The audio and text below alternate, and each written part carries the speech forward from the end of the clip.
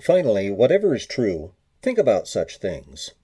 Welcome to Truth Is, the podcast based on the blog, based on tidbits of truth that find their way filtering through the mind of Dewey Roth. That would be me, and this would be episode 169, Meism. I was recently struck with the realization that I am totally egocentric when it comes to the pop culture of my upbringing. What I mean is, I don't recall being 25 or 30 and having people express shock and dismay if I didn't have a working knowledge of Glenn Miller's discography or couldn't recall a particular Milton Berle routine. And yet, I find myself surprised when I have to introduce Jim Croce or Crosby, Stills, Nash and Young to some young adult today. And then, while I was in the midst of contemplating this phenomenon, I read an article by Scott Riggin titled, "Are We Not Entertained?"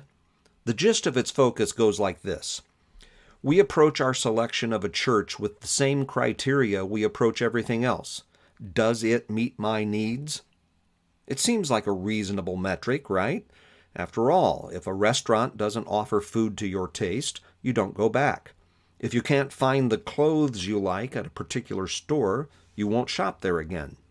So it's not a stretch for us, as consumers, to expect our church to provide programming that clicks for us, a preacher that we agree with and whose teaching style appeals to us, music that we like.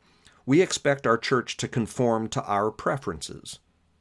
Truth is, Beloved has been trying to get me to see my personal culture-centric issue for quite some time, and I owe her an apology.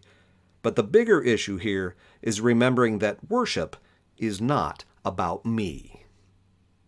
You can find the Truth Is blog by going to almostthetruth.com, where you can also find my contact information and learn about the humor blog, Almost the Truth.